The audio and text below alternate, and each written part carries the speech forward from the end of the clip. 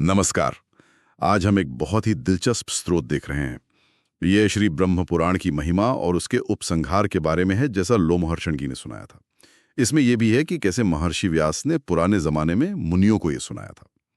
तो चलिए इसमें थोड़ा और गहरा उतरते हैं। बिल्कुल। हमारा मकसद यही है कि इस स्रोत से समझें कि भाई इस पुराण को इतनी अहमियत क्यों दी जाती है और इसे सुनने या पढ़ने से क्या फायदे बताए गए हैं। ये ज्ञान का एक सार है एक तरह से। हाँ, तो शुरुआत की स्त्रोत में ही ये जिक्र है कि व्यास जी ने जब इसे सुनाया तो इसे वेदों जितना ही प्रामाणिक माना गया। हाँ, वेदों की तुल्य। और ये भी कि ये सारी मनोकामनाएं पूरी कर सकता है।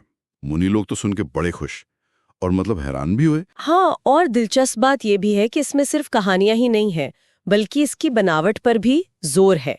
जैसे इसमें कई शास्त्रों के, आप कह सकती हैं, शुद्ध सिद्धांत है। भाषा बहुत मधुर है और किसी भी मुद्दे पर पहले उसका विरोधी पक्ष, जिसे पूर्व पक्ष कहते हैं, और फिर जो अंतिम निष्कर्ष है यानी सिद्धांत, वो बहुत साफ तौर पर बताया गया है। अच्छा। तो ये बस किस्से कहानियों का ढेर नहीं है, बल्कि ज्ञान को बड़े सलीके से, व्यवस्थित तरीके से पेश किया गया है। ये तो हुई इसकी संरचना की बात। अब अगर फायदों पर आए, स्रोत तो कहता है कि इसे सुनने या पढ़ने के बहुत फायदे हैं।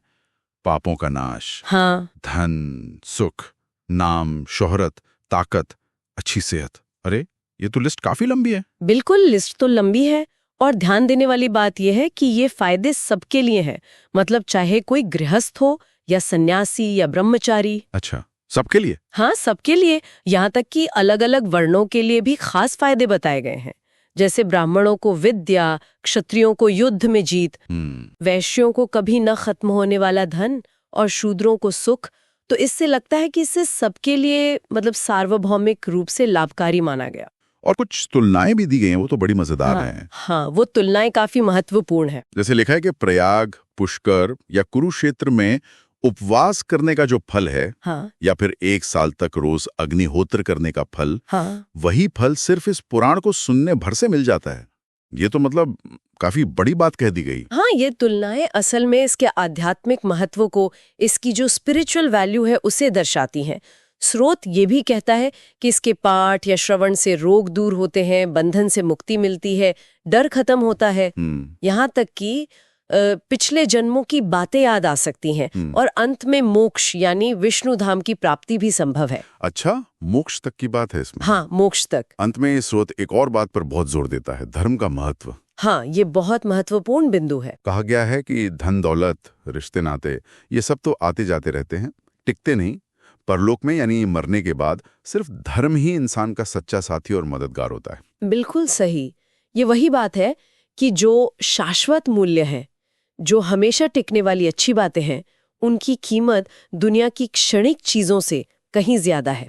धर्म को ही राज्य, स्वर्ग, लंबी उम्र, इज्जत और मोक्ष, इन सब का आधार बताया गया है। हाँ, और एक तरह की चेतावनी भी है शायद। हाँ, एक चेतावनी भी है। ये कहा गया है कि ये ज्ञान गोपनीय है, इसे छिपाकर रखना चाहिए और इसे किसे नहीं देना चाहिए। इसे नास्तिकों को या जिनके इरादे ठीक नहीं हैं, मतलब जो गलत नियत वाले लोग हैं, उन्हें ये ज्ञान नहीं देना चाहिए।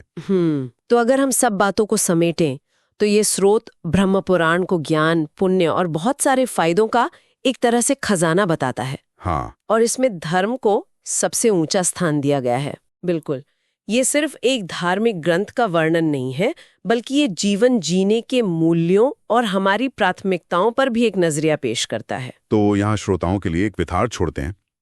स्रोत कहता है कि केवल धर्म ही स्थायी साथी है, सांसारिक वस्तुएं या रिश्ते नहीं।